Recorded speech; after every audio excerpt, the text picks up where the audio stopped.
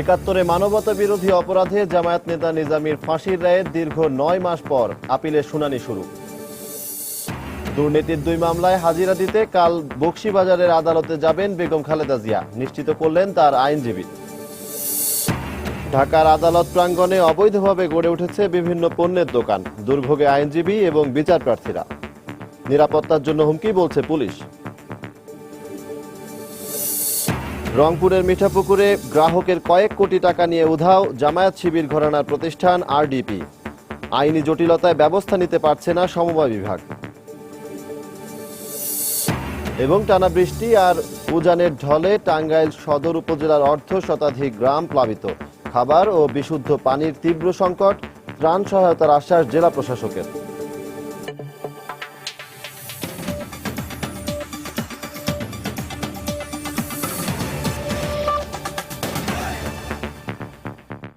সময় সংবাদের সঙ্গে আছি আমি সজল দাস।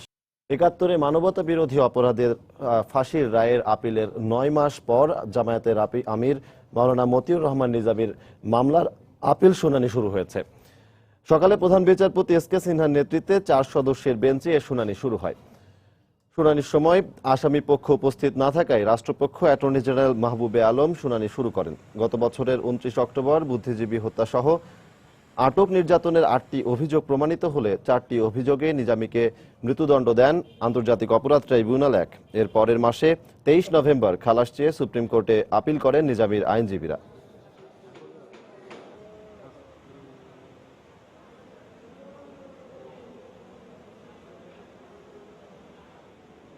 আমরা আমাদের যে যুক্তিতর্কগুলো সেগুলো উপস্থাপন করার চেষ্টা করব। সাথে সাথে এখন মাত্র পেপার বুক পড়া শুরু হয়েছে, যেহেতু এটি একটি দীর্ঘ মামলা, অনেক কাগজপত্রের সঙ্গে জড়িত, দলিল দস্তাবেজ জড়িত, সেজন্য পেপার বুক পড়তেও দীর্ঘ সময় লাগার কথা। মামলা পেন্ডিং ছিল এবং যুদ্ধাপরাধী যে কজন আছে তার ভিতরে তো যাকে বলে পালের গোদা গোলাম আজম মারা গেছেন, দ্বিতীয় ব্যক্তি ছিলেন মতিউর রহমান নিজামী, এবং আজকে তার বিচারটা শুরু হলো। জিয়া অরফানেজ ট্রাস্ট ও জিয়া চ্যারিটেবল ট্রাস্ট দুর্নীতি মামলার হাজিরা দিতে আগামীকাল আদালতে যাবেন বিএনপি চেয়ারপারসন বেগম খালেদা জিয়া। সকালে সময় সংবাদকে খবর নিশ্চিত করেছেন তার আইনজীবী সানাউল্লাহ মিয়া। গত ৩ সেপ্টেম্বর এই ২ মামলার শুনানির দিন ধার্য থাকলেও স্বাস্থ্যগত কারণে আদালতে যাননি বেগম জিয়া। পরে বেগম জিয়ার আইনজীবীদের উপস্থিতিতে ওই দিন সকাল থেকে দুপুর পর্যন্ত চলে জিয়া চ্যারিটেবল ট্রাস্ট দুর্নীতি মামলার সাক্ষ্য গ্রহণ ও জেরা। সেদিন মোট ৩ ব্যাংক কর্মকর্তা আদালতে সাক্ষ্য দেন। এদের মধ্যে একজনকে জেরা করেন আসামি পক্ষের আইনজীবীরা। অন্যদিকে জিয়া অরফানেজ ট্রাস্ট মামলায় গ্রহণ করা সাক্ষ্য গ্রহণের বিষয়টি বিচারাধীন থাকার আবেদনের একটি আদেশ বাদীপক্ষ আদালতে উপস্থাপন করেন। এর পরিপ্রেক্ষিতে পরবর্তী তারিখে ওই মামলায় বাদীকে জেরার আদেশ দেন বিচারক।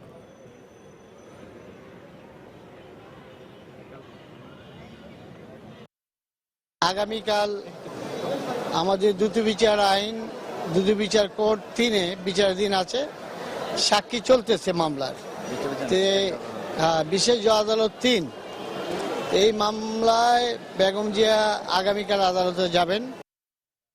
কর্তৃপক্ষের অবহেলার সুযোগে ঢাকার আদালত প্রাঙ্গণে গড়ে উঠেছে মাছ, মুরগি ও ফলমূল সহ বিভিন্ন পণ্যের দোকান। ফলে ভোগান্তিতে পড়তে হচ্ছে আইনজীবী ও বিচার প্রার্থীদের। এজন্য ঢাকা আইনজীবী সমিতির উদাসীনতাকে দায়ী করা হলেও অভিযোগ অস্বীকার করে সমিতির কর্মকর্তারা বলছেন এর দায় আদালত কর্তৃপক্ষের। আর পুলিশ বলছে এভাবে অনুমোদনহীন দোকানপাট বসায় তা আদালতের নিরাপত্তার জন্য হুমকি হতে পারে। সাদিকুর রহমানের রিপোর্ট। সাধারণ দৃষ্টিতে বাজার মনে হলেও এটি আসলে ঢাকা কোর্ট প্রাঙ্গণের রাস্তা। এখানে অবৈধভাবে গড়ে উঠেছে দোকানপাট। আইনজীবীদের চলাচলের রাস্তা দখল করে চলছে বেচাকেনা। বসতে তো নিষেধ করে, তারপরে তো মনে করেন আমরা পেটে দেবই। কারো কাছ থেকে অনুমোদন নেই, ঠিক আছে, এখানে এমনি বসে এমনি দোকান টান করি, এই আর কি সমস্যা হয়। এই কারণে তো আমাদেরকে ধাওয়া দেয়, উঠে দেয়, আবার এসে বসি। এই ঢাকা কোর্টে 4টি প্রধান ভবনে রয়েছে শতাধিক আদালত।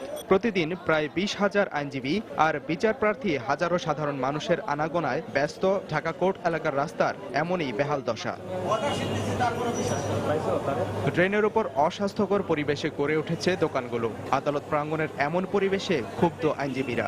রাস্তাঘাটে ফেন্সি ডিল করে থাকে, এখানে দেখবেন যে মাছ বিক্রি করতেছে, মুরগি বিক্রি করতেছে, জবাই করতেছে। আইনজীবীরা যখন হেঁটে যায় তাদের গায়ে হয়তো ব্লাড লাগতেছে, কিন্তু বলার কিছু নেই। যে যেখানে পারছে যার মতো করেই বসে যাচ্ছে। এখানে আইনজীবীরা আমরা এটার কোনো ডিসিপ্লিন, এটার কোনো মেনটেন করা হচ্ছে না, এটা বার থেকে কোনো মেনটেন করা হচ্ছে না। তবে আইনজীবী সমিতির পক্ষ থেকে অস্বীকার করা হচ্ছে এসব অভিযোগ। এই রাস্তাগুলোর মালিকানা কার, কে এগুলো নিয়ন্ত্রণ করে, দর্শকরা বুঝতেছেন না। 4টি আদালত কথা আমি বললাম এবং জেলা প্রশাসক আছেন, ওনারা এই দায়িত্বটা নিতে পারে। এটাকে কিভাবে সুন্দর রাখা যায়, কিভাবে এগুলো পরিষ্কার রাখা যায়, ম্যাজিস্ট্রেট আছে, তারা ইচ্ছা করে উচ্ছেদ অভিযান করতে পারে, পরে তারা এগুলো উঠিয়ে দিতে পারে, কিন্তু তারা তো সে ধরনের ব্যবস্থা নিচ্ছে না। প্রবেশ পথগুলো অরক্ষিত এবং সব দিকে সীমানা দেয়াল না থাকা আদালতের নিরাপত্তার জন্য হুমকি বলে মনে করছে পুলিশ। আমাদের নির্দেশনাও আছে যে আদালত প্রাঙ্গণের মধ্যে কোনো ভ্রাম্যমাণ কোনো লোকজন কোনো প্রকার কোনো ব্যবসা বাণিজ্য করতে পারবে না। এই দোকানপাটগুলোকে দূরীভূত করার পদক্ষেপ সবসময় বজায় রাখতে পারি না, তবে আমরা সর্বাত্মক চেষ্টা চালাচ্ছি যাতে ওইখানে কোনো প্রকার কোনো দোকানপাট অ্যাডজাসেন্ট এরিয়াতেও না থাকে। আইনজীবীরা বলছেন কর্তৃপক্ষের যথাযথ পদক্ষেপের মাধ্যমে আদালত প্রাঙ্গণ থেকে এসব অবৈধ দোকানপাট উচ্ছেদ করা সম্ভব। সাদিকুর রহমান, সময় সংবাদ, ঢাকা। রংপুরের মিঠাপুকুরে দরিদ্র জনগোষ্ঠীর জমানো কয়েক কোটি টাকা নিয়ে পালিয়ে গেছে জামায়াত শিবির ঘরানার আরডিপি ফাইন্যান্স অ্যান্ড ইনভেস্টমেন্ট নামে একটি আর্থিক প্রতিষ্ঠান। অতিরিক্ত লাভের আশায় প্রতিষ্ঠানটিতে টাকা আমানত রেখে এখন সর্বশান্ত প্রায় 1,500 গ্রাহক। এই অবস্থায় আমানতকারীদের অর্থ ফেরাতে পদক্ষেপ নেওয়ার দাবি স্থানীয় জনপ্রতিনিধিদের। এদিকে জেলা প্রশাসনের নির্দেশের পরও আইনি জটিলতায় প্রতিষ্ঠানটির বিরুদ্ধে কোনো ব্যবস্থা নিতে পারছে না সমবায় বিভাগ। বিস্তারিত মানিক সরকারের রিপোর্টে।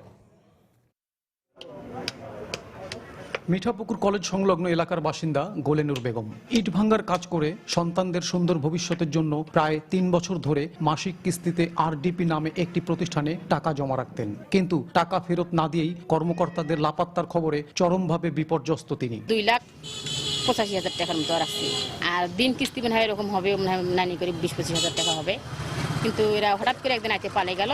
ইসলামী শরিয়ার দোহাই দিয়ে 2012 সালের সেপ্টেম্বরে মিঠাপুকুর উপজেলা শহরে সঠিবাড়ি এলাকায় খুঁটিগাড়ে RDP finance and investment MCS limited. অতিরিক্ত মুনাফার প্রলোভনে গোলেনুর বেগমের মতো দরিদ্র মানুষগুলো টাকা জমান প্রতিষ্ঠানটিতে, কিন্তু চলতি বছরের মে মাসে কার্যালয়টিতে তালা ঝুলিয়ে সবার অজান্তে উধাও হয়ে যান প্রতিষ্ঠানটির কর্মকর্তারা। এই অবস্থায় আমানতকৃত অর্থ ফেরত নিয়ে শঙ্কিত দরিদ্র মানুষগুলো, আর আমানতকারীদের অর্থ ফেরাতে কার্যকর পদক্ষেপ নেওয়ার দাবি জানিয়েছেন স্থানীয় জনপ্রতিনিধিরা। গরিব মানুষ বস্তিতে থাকে, হয়তো টাকাটা জমাইলে ওইটা একটা ভবিষ্যতে অবলম্বন হবে। জুলুম করে আমাকে ঢুকেছে, এখন টাকাগুলো নিয়ে পালাইছে। এরা কারা, বাংলাদেশে এদেরকে খুঁজে বের করা হোক এবং মানুষের যারা আমানত করেছেন, গরিব সাধারণ মানুষের আমানতটা ফিরে দেওয়া হোক। এদিকে আরডিপি কর্তৃপক্ষের বিরুদ্ধে আইনগত ব্যবস্থা নিতে সংশ্লিষ্ট বিভাগকে নির্দেশ দেয় জেলা প্রশাসন। তবে সমবায় বিভাগের কর্মকর্তা বলছেন সীমাবদ্ধতার কারণে পদক্ষেপ নিতে পারছেন না তারা। আমানতকারীদের আমানত নিয়ে আরডিপি সটিবাড়ি মিঠাপুকুরের শাখাটির কর্মকর্তারা পালিয়ে গিয়েছে, তাদের বিরুদ্ধে থানায় মামলা করা সহ তাদের আমানত যাতে ফিরিয়ে দেওয়ার ব্যবস্থা নেওয়া যেতে পারে, এই বিষয়ে প্রয়োজনীয় ব্যবস্থা নেওয়ার জন্য আমরা তাদেরকে বলেছি। যেহেতু আমার এখান থেকে নিবন্ধন না, আর সেই কারণে আইনগত কোনো ব্যবস্থা আমার এখান থেকে নেওয়া, পাবলিককে সচেতন করা ছাড়া আর আইনগত যে ব্যবস্থা এটা ঢাকা থেকে। মিঠাপুকুর ও আশপাশ এলাকার 1,600 গ্রাহকের প্রায় 3.5 কোটি টাকা হাতিয়ে নেওয়ার অভিযোগ প্রতিষ্ঠানটির বিরুদ্ধে। মানিক সরকার, সময় সংবাদ, রংপুর। সময় সংবাদ আরো থাকছে। শতভাগ দেশীয় কাঁচামালের ওপর নির্ভর করে দেশেই তৈরি হচ্ছে চামড়ার নিত্য নতুন পণ্য। রপ্তানি বাড়াতে লেদার গার্মেন্টস শিল্প স্থাপনের পরামর্শ এ খাতের বিশেষজ্ঞদের। এবং অবশেষে আবারও চাঁদপুরের পদ্মা ও মেঘনা নদীতে জালে ধরা পড়ছে নানা আকারের ইলিশ। স্বস্তিতে জেলেরা, সরগরম মাছের আড়তগুলো। অসংখ্য ছোট বড় গর্তে ভরে গেছে বেনাপোল ও ভোমরা বন্দরকে সংযুক্তকারী যশোর নাভাটন সাতক্ষীরা মহাসড়ক। চলাচলের অনুপযোগী হয় গাড়ির ক্ষতির পাশাপাশি বেড়েছে যাত্রী ভোগান্তি। এই অবস্থায় দ্রুত রাস্তা সংস্কারের দাবি জানালেও সড়ক বিভাগ বলছে বরাদ্দ পেলেই কাজ শুরু হবে। যশোর প্রতিনিধি জুয়েল মৃধার তথ্য ও শেখ জালাল উদ্দিনের ছবি নিয়ে ডেস্ক রিপোর্ট। দেশের অন্যতম স্থলবন্দর যশোরের বেনাপোল ও সাতক্ষীরার ভোমরায় যেতে যানবাহন চালকরা ব্যবহার করেন যশোর থেকে নাভারণ হয়ে সাতক্ষীরা সড়কটি। দীর্ঘ কয়েক বছর ধরে সংস্কারের অভাবে চলাচলের অনুপযোগী হয়ে পড়েছে সড়কের নাভারণ থেকে সাতক্ষীরা অংশ। আর গত 6 মাস ধরে চলাচলের অনুপযোগী হয়ে পড়েছে যশোর থেকে নাভারণ পর্যন্ত সড়ক। এ দুটি সড়কের নাজুক অবস্থার কারণে প্রায়ই দুর্ঘটনা ঘটছে। ফলে প্রতিদিন জীবনের ঝুঁকি নিয়ে চলাচল করতে হচ্ছে যাত্রী ও চালকদের। টায়ার বাস্ট হয়ে যাচ্ছে, ওখানে পাতি ভেঙে পড়ে থাকছে, দুর্ঘটনার সম্মুখীন হচ্ছে। এখন যদি একটা রুগী তোলা হয় তা এখন 2 ঘন্টার নিচে আমরা যেতে পারি না, অর্থাৎ রুগী যেতে যেতে মানে অনেক রুগী মারা যায়। আর রাস্তা খারাপ হওয়ায় যানবাহনের ক্ষতির পাশাপাশি বেড়েছে জনদুর্ভোগ। রাস্তার কারণে আমরা গাড়িও চালাতে পারছি না, গাড়ি ডিভারেজ হচ্ছে, টায়ার ডিভারেজ হচ্ছে। আর ভাই এই এখন ওই হচ্ছে সব এই নিয়ে আসলাম, 200 টাকা বাস পেয়ে 2000 টাকা খরচ এখন। যাতায়াতের পথে খুব সমস্যা হয়, অফিসিয়াল সময় মেনটেনেন্স করতে পারি না। রাস্তা বিশাল খারাপ, প্রতিনিয়ত গাড়িতে মানে অ্যাক্সিডেন্ট হচ্ছে, মানুষ মরছে। এ অবস্থায় সড়ক বিভাগ বলছে রাস্তা দুটি সংস্কারে বরাদ্দ চাওয়া হয়েছে, টাকা পেলেই দ্রুত কাজ শুরু করা হবে। যশোর সাতক্ষীরা রাস্তার জন্য আমরা প্রায় 17 কোটি টাকার একটি প্রস্তাব মন্ত্রণালয়ে প্রেরণ করা হয়েছে এবং ঝিগুর রাস্তা থেকে নাভারণ অংশ যে ক্ষতিগ্রস্ত বেশি অংশ, সেটার জন্য আমাদের প্রায় 3 কোটি টাকার একটি বরাদ্দ চেয়ে আমরা পত্র প্রেরণ করা হয়েছে আমাদের ঊর্ধ্বতন কর্তৃপক্ষ বরাবর।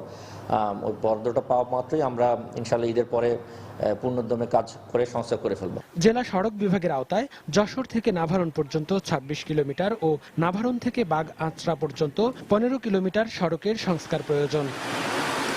সময় সংবাদ, যশোর।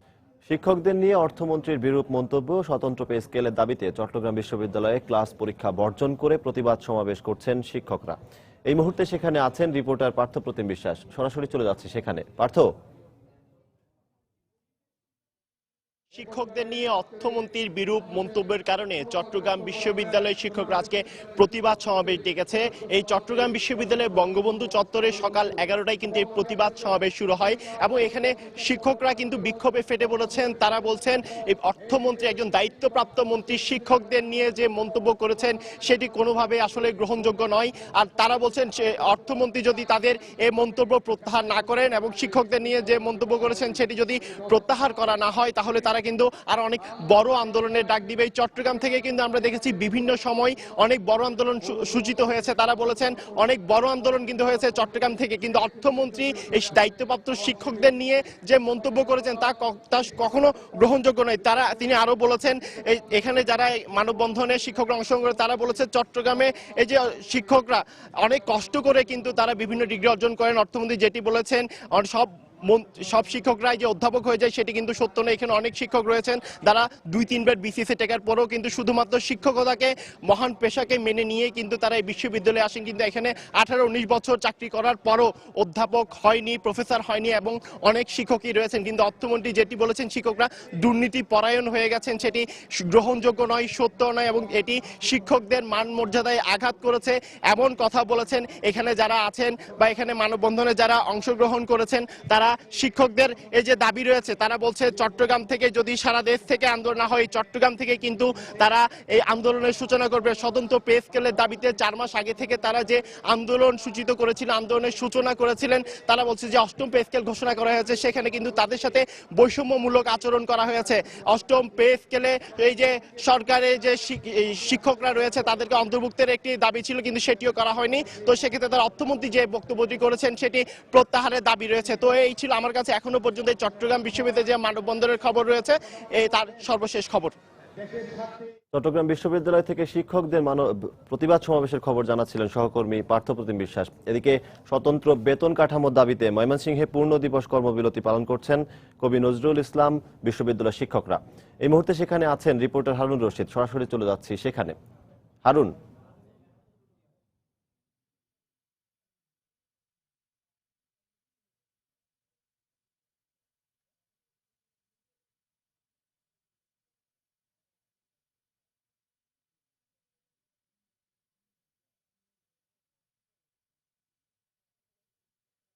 আপনার কাছে কি তথ্য আছে আমাদের জানান। মাননীয় অর্থমন্ত্রী যে বক্তব্য দিয়েছেন এই বক্তব্যের প্রতিবাদে ময়মনসিংহের ত্রিশালে জাতীয় কবি কাজী নজরুল ইসলাম বিশ্ববিদ্যালয়ের শিক্ষকরা তারা কর্মসূচি পালন করছেন।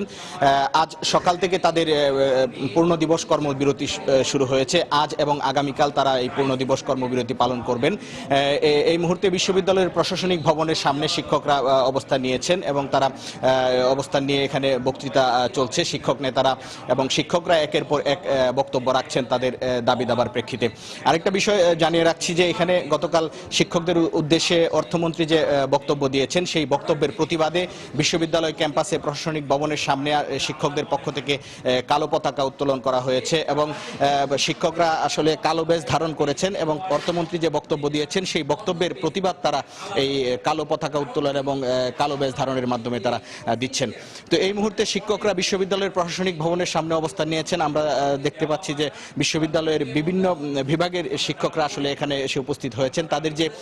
তারা যেটা বলছেন যে তাদের ন্যায্য দাবি ছিল স্বতন্ত্র বেতন কাঠামো, সেই বেতন কাঠামো সরকার এখন পর্যন্ত মেনে নেয়নি।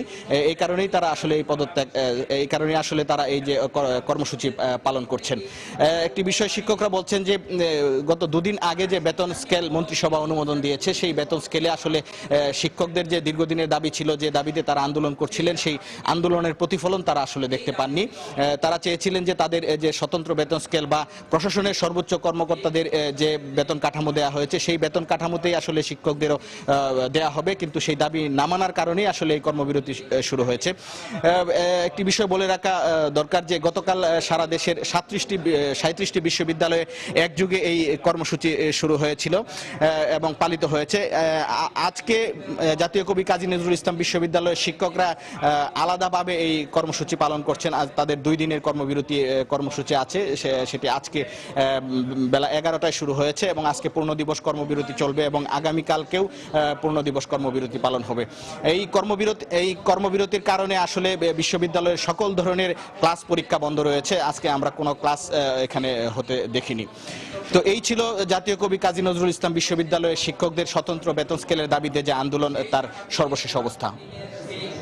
স্বতন্ত্র বেতন কাঠামোর দাবিতে ময়মনসিংহে পূর্ণ দিবস কর্মবিরতি পালন করছেন কবি নজরুল ইসলাম বিশ্ববিদ্যালয়ের শিক্ষকরা। এ বিষয়ে জানাতে আমাদের সাথে যোগ দিয়েছিলেন সহকর্মী হারুনুর রশিদ। সিলেট শাহজালাল বিজ্ঞান ও প্রযুক্তি বিশ্ববিদ্যালয়ে উপাচার্যের পদত্যাগের দাবিতে ক্যাম্পাসে দিনব্যাপী অনশন কর্মসূচি পালন করছেন মহান মুক্তিযুদ্ধের চেতনায় উদ্বুদ্ধ পরিষদের শিক্ষকরা। সকাল 9টা থেকে বিকেল 4টা পর্যন্ত চলবে তাদের এই কর্মসূচি। শিক্ষক লাঞ্ছনাকারী, দুর্নীতিবাজ ও সন্ত্রাসী আখ্যায়িত করে উপাচার্য আমিনুল হক ভূঁইয়ার অপসারণের দাবিতে লাগাতার কর্মসূচি পালন করছেন আন্দোলনরত শিক্ষকরা। এরই অংশ হিসেবে আজও সকালে উপাচার্যের কার্যালয়ের সামনে অবস্থান নিয়ে অনশন শুরু করেন তারা। এ সময় শিক্ষকরা হুঁশিয়ারি উচ্চারণ করে বলেন, উপাচার্য পদত্যাগ না করলে ক্যাম্পাসের পরিস্থিতি আরও খারাপের দিকে যেতে পারে, আর এমনটা হলে এর দায়ভার উপাচার্যকেই নিতে হবে। এ অবস্থায় বিশ্ববিদ্যালয়ের শিক্ষক সুষ্ঠু পরিবেশ ফিরিয়ে আনতে দ্রুত তাকে ক্যাম্পাস ছেড়ে যাওয়ার আহ্বান জানান আন্দোলনরত শিক্ষকরা। আগামীকাল আবারও পূর্ণ দিবস কর্মবিরতি পালন করার ঘোষণা দিয়েছেন তারা। একজন ভাইস চ্যান্সেলর যখন কোনো কাউকে ছাত্রদেরকে ব্যবহার করে একটা বিশ্ববিদ্যালয়ের শিক্ষকদেরকে সাহায্য করতে চায়, তখন তার আর কোনো নৈতিকতা থাকে না বিশ্ববিদ্যালয়ে ভিসি হিসেবে দায়িত্ব পালন করার। উনি ছাত্র শিক্ষকের মঙ্গলের জন্য একেবারে কেয়ার করেন না। হ্যাঁ, এই ধরনের অযোগ্য একজন মানুষকে যদি ভাইস চ্যান্সেলর পদে রাখা হয় তাহলে এখানে কাজ করা খুবই কঠিন হবে। আমরা চাই উনি পদত্যাগ করে চলে যাবেন, আর আগামীকাল আমাদের কর্মবিরতি আছে, পরীক্ষাটা আওতামুক্ত। এরপরে আমরা আগামীকাল প্রোগ্রাম দিব, পরবর্তী কর্মসূচি দিব। এই মুহূর্তে সিলেট শাহজালাল বিজ্ঞান ও প্রযুক্তি বিশ্ববিদ্যালয়ে আছেন আমাদের রিপোর্টার আব্দুল আহাদ। বিস্তারিত জানতে সরাসরি চলে যাচ্ছি তার কাছে।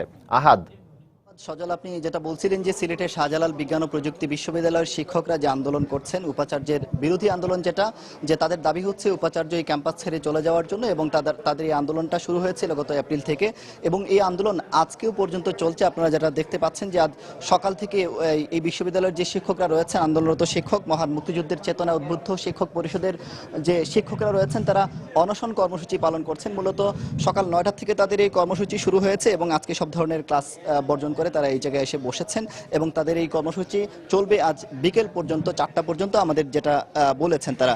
এবং শিক্ষকরা একটি কথা বলেছেন যে এই বিশ্ববিদ্যালয় দিনে দিনে অস্থিতিশীল পর্যায়ে চলে যাচ্ছে এবং তারা এটা চাচ্ছেন না যে ক্যাম্পাসটি অস্থিতিশীল পর্যায়ে চলে যাক, এবং এটার একমাত্র সমাধান হচ্ছে এই উপাচার্য যিনি রয়েছেন অধ্যাপক আমিনুল হক ভূঁইয়া, তিনি যদি চলে যান তবে এই ক্যাম্পাসটি শান্তিপূর্ণভাবে চলবে। তবে আরেকটি বিষয় আপনাদের জানিয়ে রাখি যে কিছুক্ষণ আগে বিএনপি এবং জামাতপন্থী যে শিক্ষকরা রয়েছে তারা একটি সংবাদ সম্মেলন করেছে এবং সেখান থেকে তারা দাবি জানিয়েছে যে শিক্ষকদের এই আন্দোলন থেকে সরে আসার জন্য মূলত তারা উপাচার্যের পক্ষে অবস্থান নিয়েছে। এবং এই শিক্ষকরা বলেছে যে বিএনপি এবং জামাতের কোনো নির্দেশনা এই ক্যাম্পাসে চলবে না, এমনটি বলেছেন যে আন্দোলনরত শিক্ষক যারা রয়েছেন তারা।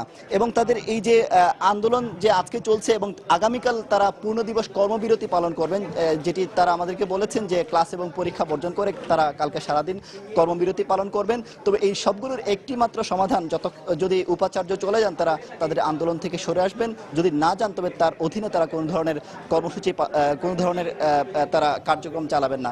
তো আরেকটা জিনিস তারা বলেছেন যে সামনে ভর্তি পরীক্ষা যাতে কোনো ধরনের বিঘ্ন না হয়, এর আগেই তার উপাচার্য যদি চলে যান তবে ক্যাম্পাসটা শান্তি হয়ে যাবে। তো সজল, এই ছিল আমার হাতে সবশেষ খবর।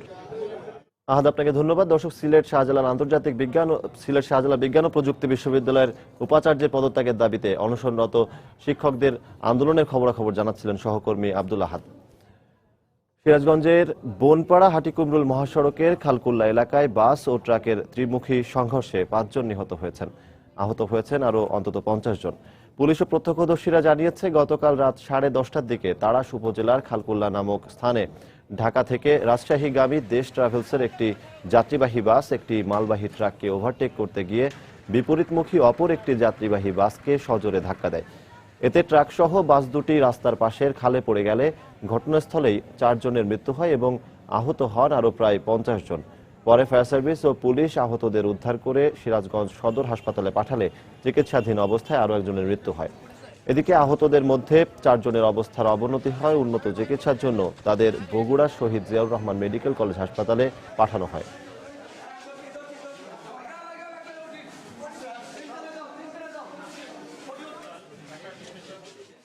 দেশ ট্রাভেলসের বাস এটা ওভারটেক করার জন্য তার মানে পাশেই ছিল, ওই একই টাইমে বিপরীত দিক থেকে ভাই বন্ধু পরিবহনের বাসটা আসে। তো এখানে যেটা এই যে মানে একটা অনাকাঙ্ক্ষিত ঘটনা ঘটলো, এটা মূলত আমরা প্রাথমিকভাবে যেটা বুঝতেছি যে ড্রাইভার তার ওভারটেকিং এর কারণেই এই দুর্ঘটনা ঘটছে। আমরা প্রশাসনের পক্ষ থেকে নিহতদের প্রত্যেকে 10,000 করে টাকা দেওয়ার ঘোষণা করছি। একই সাথে যারা আহত হয়েছেন প্রয়োজন মতো তাদের 5,000 করে টাকা দেব। এদিকে চলন্ত ইজি বাইকে ওড়না পেঁচিয়ে খুলনা সোনাডাঙ্গা এলাকায় ফারহানা আক্তার নামে এক স্কুল ছাত্রীর মৃত্যু হয়েছে। নিহতের পরিবার জানিয়েছে মায়ের সাথে ইজি বাইকে করে শিক্ষকের বাসায় পড়তে যাচ্ছিল ফারহানা। এ সময় ফারহানার পরনে থাকা ওড়না চলন্ত ইজি বাইকের চাকায় পেঁচিয়ে গেলে তার গলায় ফাঁস লাগে। পরে গুরুতর আহত অবস্থায় ফারহানাকে খুলনা মেডিকেল কলেজ হাসপাতালে আনা হলে কর্তব্যরত চিকিৎসক তাকে মৃত ঘোষণা করেন। এই ঘটনায় নিহতের পরিবারে শোকের ছায়া নেমে এসেছে। ফারহানা শহরের সৃষ্টি সেন্ট্রাল স্কুলের 5ম শ্রেণীর শিক্ষার্থী।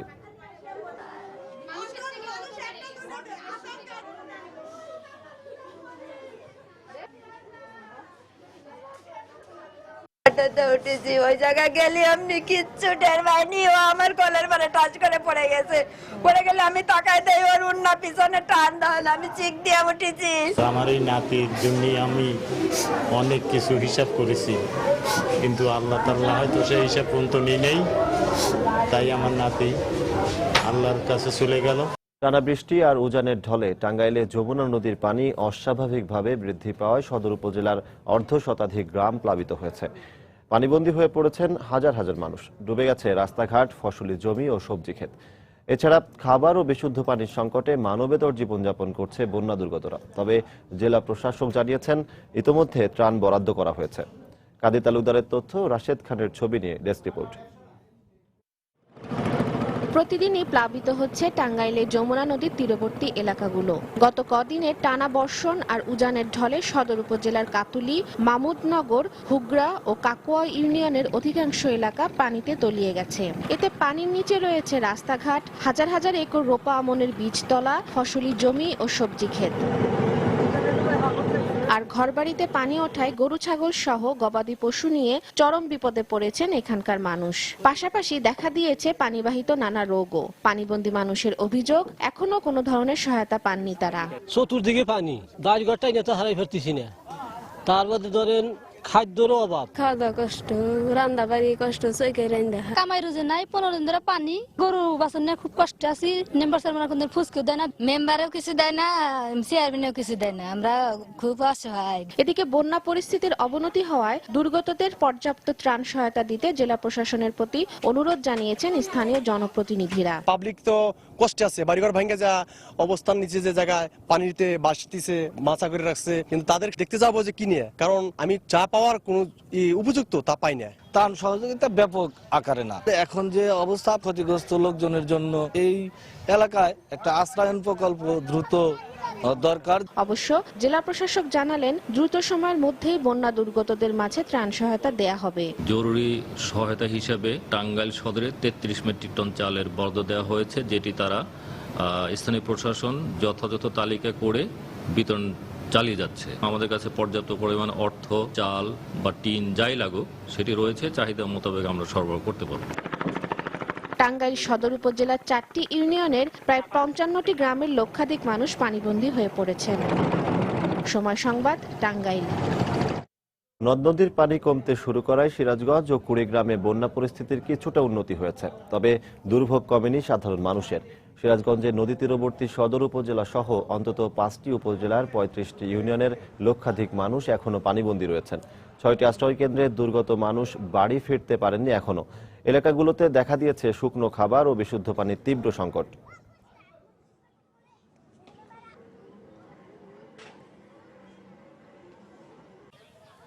এদিকে কুড়িগ্রামে সবগুলো নদ নদীর পানি কমেছে, তবে ব্রহ্মপুত্রের পানি চিলমারি পয়েন্টে বিপদসীমার উপর দিয়ে এখনো প্রবাহিত হচ্ছে।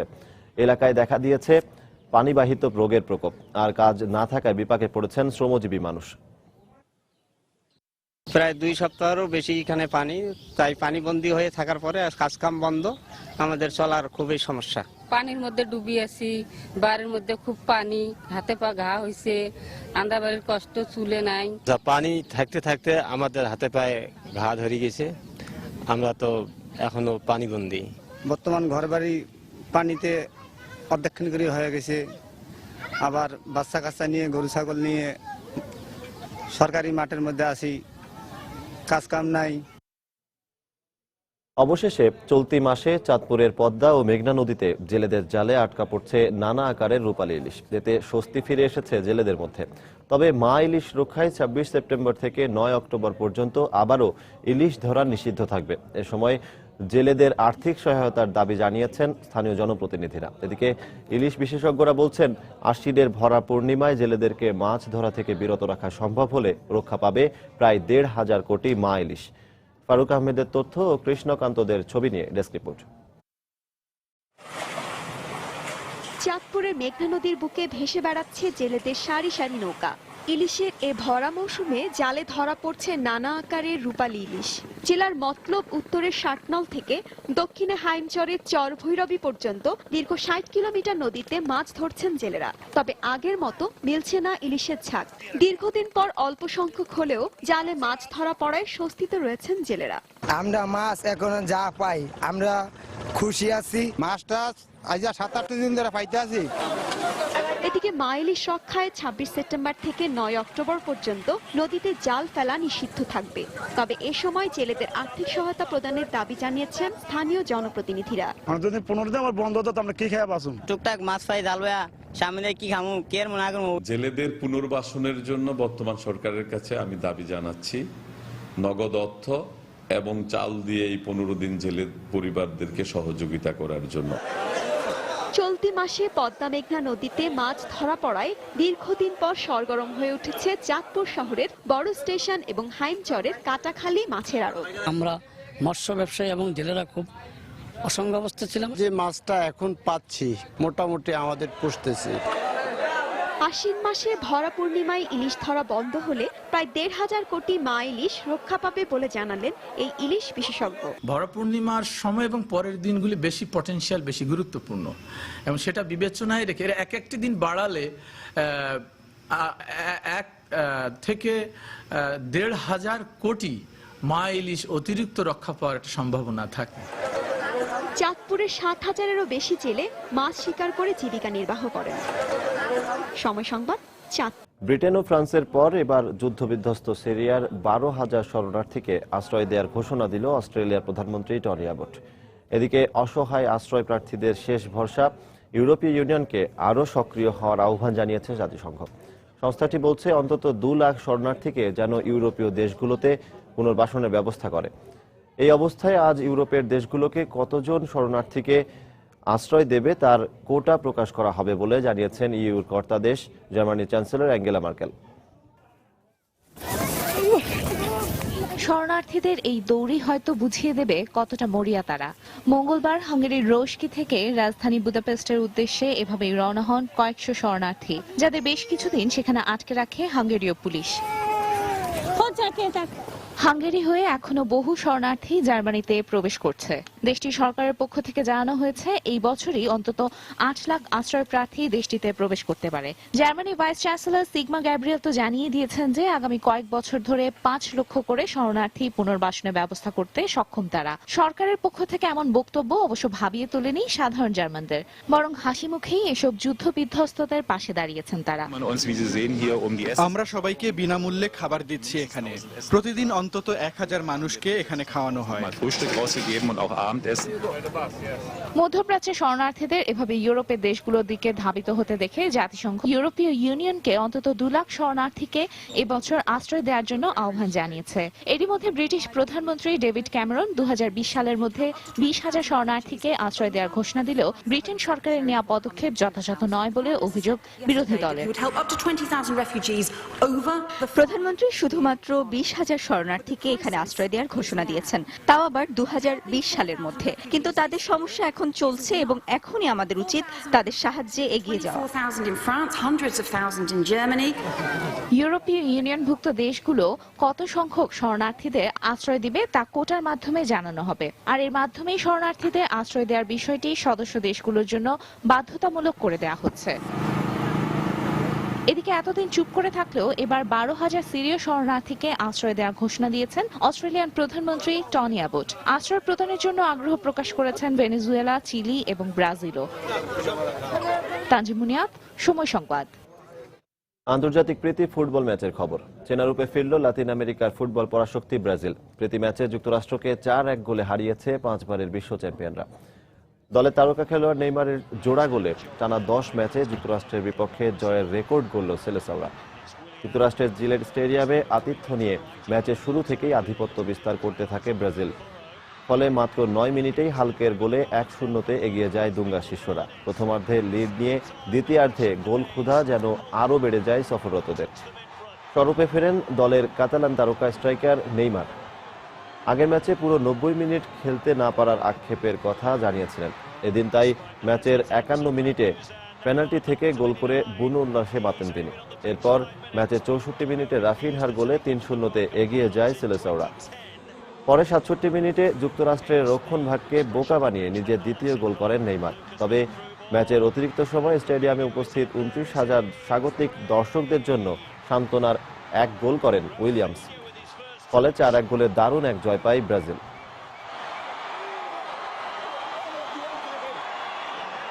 অস্ট্রেলিয়া ইংল্যান্ড ওয়ানডে সিরিজ প্রসঙ্গ। সিরিজের তৃতীয় ওয়ানডেতে অস্ট্রেলিয়াকে 93 রানে হারিয়েছে স্বাগতিক ইংল্যান্ড। টস জিতে প্রথমে ব্যাট করতে নেমে টেইলরের সেঞ্চুরিতে ভর করে নির্ধারিত 50 ওভারে 8 উইকেটে 300 রান সংগ্রহ করে ইংলিশরা। জবাবে স্বাগতিক বোলারদের তোপের মুখে মাত্র 207 রানেই গুটিয়ে যায় অজিরা। 5 ম্যাচ ওয়ানডে সিরিজে এখন 2-1 ব্যবধানে এগিয়ে সফররতরা। টস জিতে প্রথমে ব্যাটিংয়ে নেমে জেসন রয় ও অ্যালেক্স হেলসের উদ্বোধনী জুটিতে 52 রানের শুভ সূচনা পায় স্বাগতিকরা। তবে দ্রুতই 2টি উইকেট তুলে নিয়ে ম্যাচে ফেরার ইঙ্গিত দেয় অজিরা। কিন্তু জেমস টেইলর ও ইংলিশ অধিনায়ক এডউইন মর্গানের 119 রানের জুটিতে বড় সংগ্রহের দিকে এগোতে থাকে থ্রি লায়ন্স। মর্গান ব্যক্তিগত 62 রানে আউট হলেও টেইলর ক্যারিয়ারের প্রথম সেঞ্চুরি তুলে ব্যক্তিগত 101 রানে স্টার্কের বলে প্যাভিলিয়নে ফেরেন। পরে নিয়মিত বিরতিতে উইকেট হারালেও 300 রানের মাইল ফলক স্পর্শ করে স্বাগতিকরা। জবাবে ব্যাট করতে নেমে দলীয় 33 রানে বার্নস ও 75 রানে নির্ভরযোগ্য ব্যাটসম্যান স্মিথের উইকেট হারিয়ে বিপাকে পড়ে সফররতরা। তবে অন্য প্রান্তে ফিঞ্চ 50 তুলে ব্যক্তিগত 53 রানে আউট হন। শেষ পর্যন্ত 6 ওভার বাকি থাকতেই 207 রানে অল আউট হয় অস্ট্রেলিয়া। ইংল্যান্ডের পক্ষে প্লাঙ্কেট ও মঈন আলী নেন 3টি করে উইকেট।